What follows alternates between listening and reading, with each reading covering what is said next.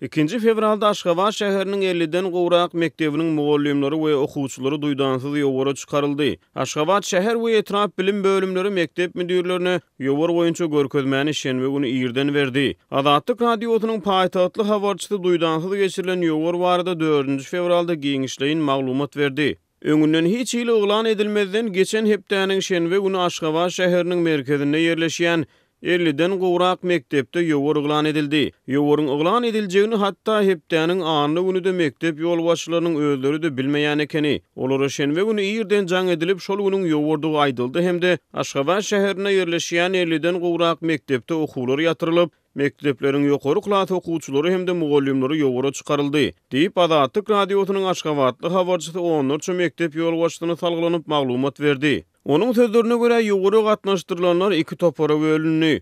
Olaryň birinji topary Aşgabat şäheriniň protokol köçeleriniň ugrundaky baglaryň düýbüni ýumşatmak, dökülen ýapraklary söpürüp aýyrmak işlerine çekildi. Şeýle birinji topar baglaryň şahalaryndan dökülmän saralyp oturan ýapraklary ýörüýte çywyklary bilen urup, düşürüp soňundan olary süpürüp almak işleri bilen hem meşgul boldy. Galybertide olar özlerine paýlanyp berilen seýilgählerde güýden galan haşal otlary aýyrmak işlerinde gatnaşdy. Ýogara gatnaşanlaryň ikinji topary şenbe güni Aşgabatyň gün ortasynda ýerleşýän Arçewil, Çanlywil we Köpetdagyň etegindäki şaýolyň ugrundaky baglaryň düýbüni ýumşatmak, ýollary arasalamak işlerine çekildi. Bu çäreler Türkmenistanyň prezidenti Gurbanuly Berdimuhammedowyň ýekşenbe güni Aşgabatyň gün ortasyndaky ahal teke atçylyk toplumuna baryp görmeginden hemde Köpetdagyň etegine velosipedli gezelenje çykmagynyň bir günüňe gabat geldi. Habarçynyň maglumatyna görä prezidentiň ýekşenbe güni Aşgabatyň gün ortasyna barmak üçin haýsy ýoly saýlap aljagy öňünden ma'lum bolman soň häkimetler ýogary gatnaşyjylary atçylyk toplumuna çykýan 3 şaýolyň üçsüni de ara salatdy.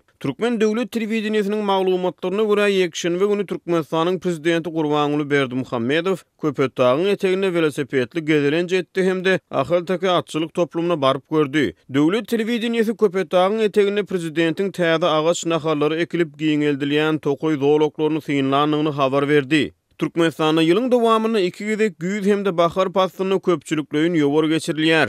Döwlet mediýasy bu çäreleri zähmet ýeňişi häsiýetlendirýär. Adatlyk radiosynyň paýtagtly habarçysy 14 Magarifçiniň sözlerine salgylanyp, şenbe günü geçirilen ýogaryň bahar pastyna geçiriljek ähli halk ýogaryny çenli her hepde gaýtalanjakdygyny habar berdi. Howa juda bulaşyp gar ýagyp ýer doňup durmasa tä Nowruz baýramynyň öň ýany geçiriljek ähli halk ýogaryny çenli her şenbe günü Aşgabatyň mekteplerine ýokary klas okuwçylary hemde mugallimleri ýogara çykmaly edildi diýip habarçy gurrun berdi. Onuň maglumatlaryna görä 2 fevralda geçirilen duýdansyz ýogara diňe Aşgabatyň merkezine ýerleşýän mektepler gatnaşdyryldy. Paýtagtyň gurasyna ýerleşýän mektepler oňa çekilmedi. Türkmenistanyň ähli regionlaryna we paýtagat Aşgabatda soňky sapar geçen ýylyň 17 oktýabr güni ähli halk ýogara geçirildi. Oňa bilim pudugynyň işgärleri, studentler, mektep okuwçylary şeýle-de medeniýet işgärleri gatnaşdyryldy. 2018-nji ýylyň fevral aýynda prezident Berdimuhammedow ýylyň dowamyny tutuş ýurt boýunça 3 milyon bag oturtmak barada tapşyryk beripdi.